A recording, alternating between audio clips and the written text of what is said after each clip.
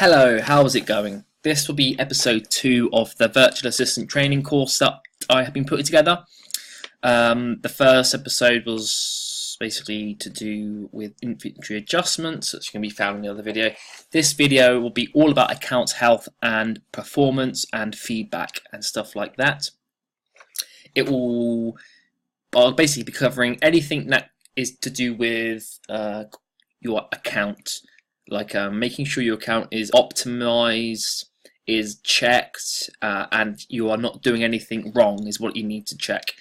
So you can see here, this is all to do with account health. Now, ultimately, if your account health is in a bad state, you may lose your account, the whole thing, the whole of Amazon. So this is very, very, very important. And this is a training course for the virtual assistant to monitor and maintain certain things. Obviously, you will not be directly affecting the account health, but as a virtual assistant, you should be monitoring the account health and doing a couple of things that you can do to improve it if certain things occur. And if anything does arise within the account health that is not good, you can inform the business seller or the Amazon seller as soon as possible, so they can take action to rectify any issues. So to find account health, in the main menu of Amazon, where you have all these, and obviously if you are the virtual assistant, you may not have all of these drop downs here because your account may be limited to only a certain number of sort of areas within the Seller Central. But what you will find is that performance is here. So if you click on performance, you will get the account health page that I have up here. And this is everything, okay? So you can see here there is 3 sections. Now, delivery performance will only be relatable for people doing merchant fulfilled. And if anyone is doing fulfilled by Amazon or FBA, you can basically leave this blank or not pay attention. So only if you're actually fulfilling yourself, and you won't know as the virtual assistant if that is something that the business seller is doing, so they will have to tell you or you will have to ask to see if you need to look at this. But you can sort of see from here, not applicable, not applicable. So we will go over the first 2 sections that you can see here: customer service performance and product policy complaints. Okay, so with customer service performance, Amazon hold customers' opinions of you very highly. So you have to be careful, well, the business seller has to be careful not to do things wrong, or even if it's not on purpose, but things that later on down the line have been seen, have raised issues. So the customer may have raised an issue with the product not being the same as what they ordered, or it's slightly different to what they ordered, or maybe people are saying, they can say all sorts, but basically something is wrong and there's an issue between the customer and yourselves or the product, so they have an issue with the product or something along those lines. So what you would basically see is that a negative feedback will be within feedbacks that you receive from the sellers, from the customers. So customers will obviously leave feedback like you would do on eBay. They leave feedback. And it can be from 1 star to 5 stars. And I'll go through the feedback in a bit and show you how you can improve it or take action on certain aspects of the feedback. But any feedback that sort of gets left, if it's positive feedback, it's great, it's 5 stars, 5 out of 5, and you can then just leave it on your account and it will just improve the quality of the account. So the more 5 stars you have, the more overall rating you have on your account, and you are then given more percentage of the buy box, you're looked at more favorably, and so on. Now, if you get a negative feedback, so you get a 1 star, and someone says the product is not as described, and that is usually the main issue that you get when you have been at fault. So something is wrong with the product, and a customer has left a 1 star. So this could be anything from you haven't realized that it's a different version. So for example, on DVDs and games, you can have a deluxe version or you can have a standard version, and the standard version sometimes looks identical to the deluxe apart from a tiny little, say, symbol or word on the corner or the top to designate the difference. and it's very easy to overlook it, send it in to Amazon, sell it, and then the person who's buying it realizes, leaves you a feedback at 1 star, because it's basically they have bought something for a value and they have received back not what they paid for. And if you then get a negative feedback, it will affect whatever word it is, it will affect the order defect rate, the ODR. So basically, for every one order here, so basically if you got a negative feedback and it was a 1, this would be 1 out of 1,643 orders. This is on my account, and this will be different on your own business sellers or your sort of hiring Amazon sellers account, but it will look similar to this. And it's only looked at over 60 days. So after 60 days, it drops off. So this, if I've had a negative feedback a couple of months ago, it won't show on here. So this is more recent. So you have to keep more recent transactions healthier, and over time it just drops off. So if you've sold only if you are basically the virtual assistant of a new Amazon seller or of a relatively new seller, and they've done 90 sales. So it says here 90 orders over 60 days. If they go ahead and get 1 negative feedback here, 1 of 90, that will be higher than 1%, because 1 of 90 will be higher than 1. 1 of 100 will be 1%, and you want under 1%. So basically, for every 1 negative feedback, you want over 100 of these 100 orders to be here. Otherwise, this percentage here will be over 1%, and the target that they want you to hit is under.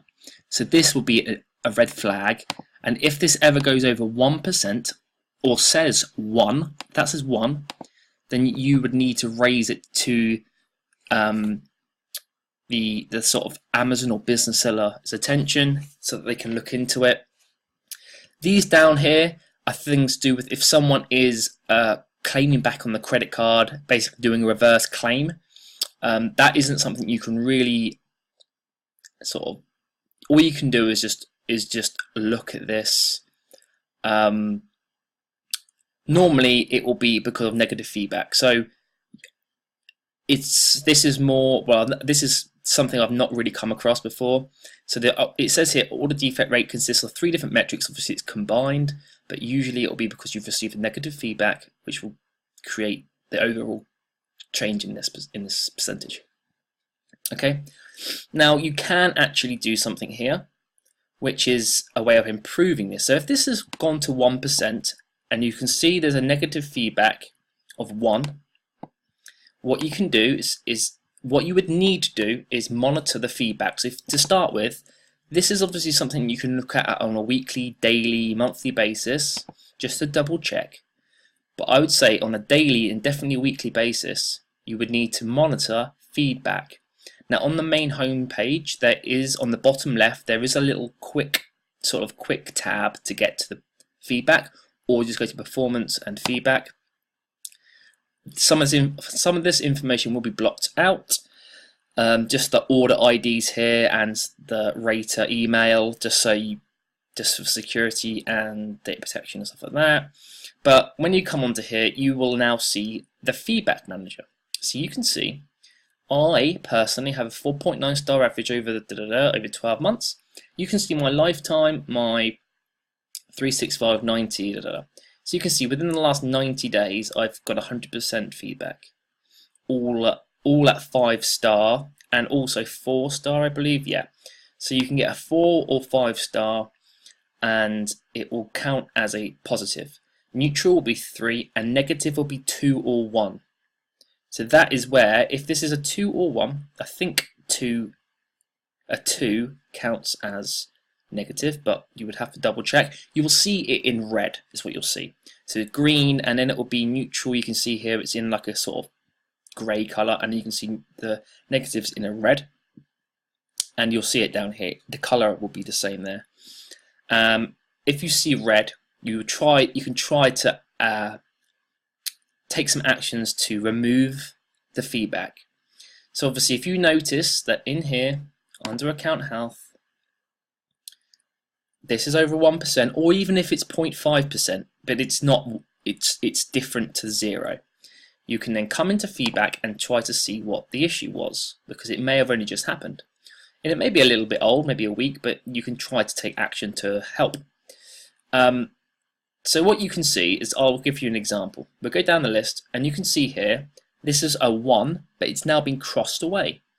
And it's basically being deleted. Now if you read the message here, it says, my delivery has not been made yet by Amazon. There has been a delay and no explanation. So I am very disappointed. I may have as well sent an order from Australia. Basically she's not received her order, or they haven't, male or female. But because me and probably your Amazon seller's business on Amazon is through Fulfill by Amazon, which is FBA, where they send it into Amazon and Amazon then fulfill or deliver the product on your behalf. Amazon are actually the ones now responsible for this delivery. So any issues with delivery at all, it's all Amazon. They take responsibility. Now what you can do is, if this is, because obviously it doesn't automatically get struck off or get wiped away, you have to actually take action or do something to remove it. So if you go down, we'll see that I actually have a couple here. My order was not delivered, parcel came empty. Yeah, so basically it looks like someone has opened the parcel and there's a hole in the parcel and there's nothing inside the box, which can be, you know, it might have fallen out, someone might have stolen it on like the Royal Mail or something. If I went through more and more of my feedback, you will see a lot of my 1 stars are to do with delivery and they have been struck through.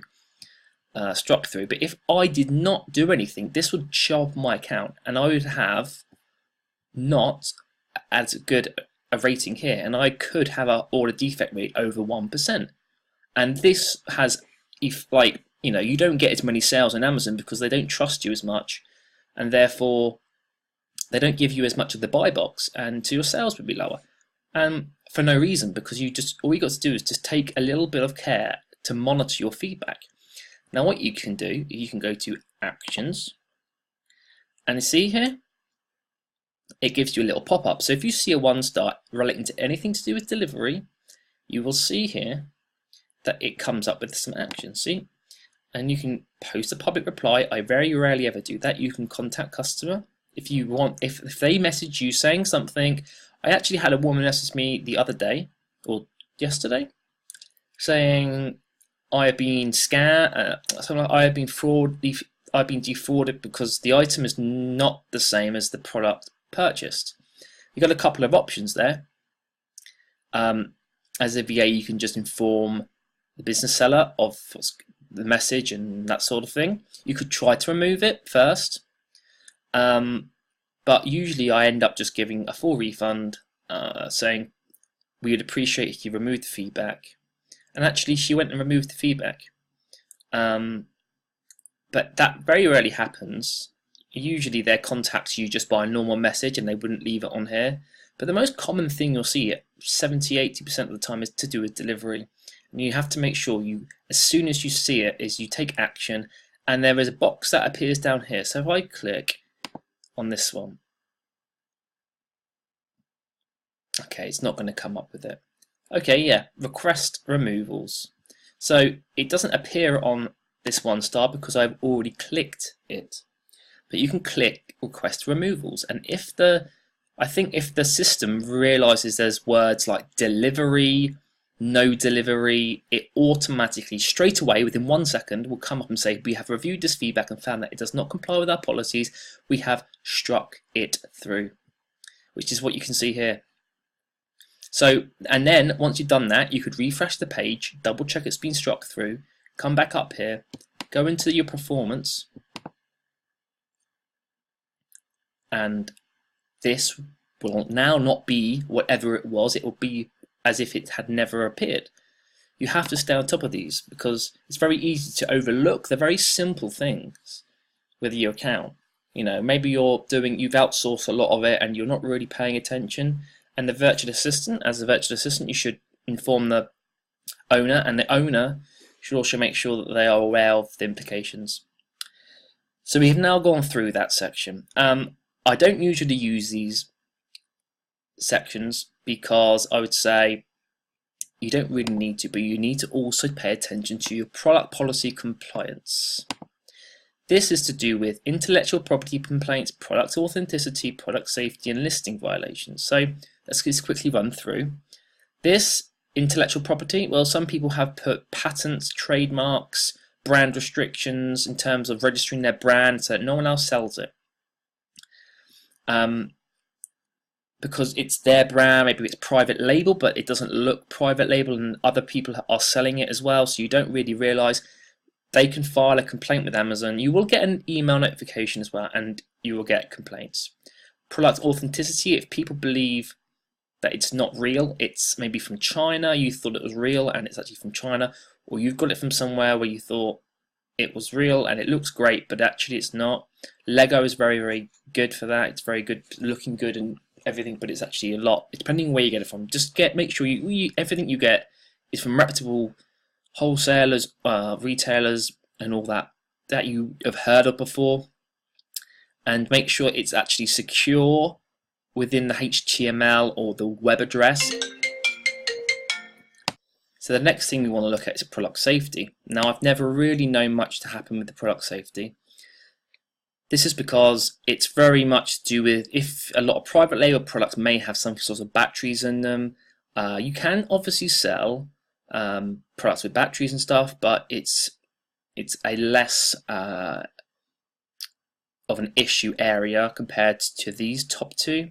And listing policy violations, I'm not entirely sure what the listing policy violations are, and I would say it's probably something to do with if you are listing within another person's listing. So it's very similar to the intellectual property, but it's actually on a listing. So you have basically listed on a listing that someone else is on, and they have raised it as an issue. Very similar to intellectual property, but this is normally to do with the product. This is to do with the actual page or the listing. And these are very important to look at as well, but you would receive something via email to notify you of these, but you would not receive much or anything to do here with order defect rate and negative feedback. So you need to make sure you always keep an eye on your feedback. I look at it every day to make sure that I'm on it, because say for example I get a negative feedback and it is relating to something to do with delivery, well, my sales for the day may actually be affected, even in the smallest amount, but I'd rather be on top of it every day to therefore maximize my sales rather than doing the opposite. And you can just have a look at performance over time here on reports, which just give you a little bit of an indicator. You know, it's showing you the orders that you've had over the periods, and you know, my worst order defect rate was 0.11 just due to the quantity of products. The problem comes when people are new sellers and they've sold 100, like 90 items, and they get one negative feedback.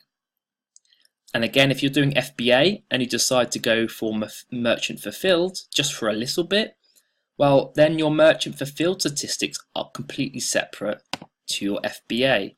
So your order, this bit here, your seller fulfilled line would actually have its own number. So if you only sent 50 seller fulfilled products, 1,628 FBA, you stop doing the merchant fulfilled and you got an order defect rate, you would have a 2% order defect rate because you've only sent 50 merchant fulfilled products because you were just trying it out maybe, or whatever the issue was or the reason was.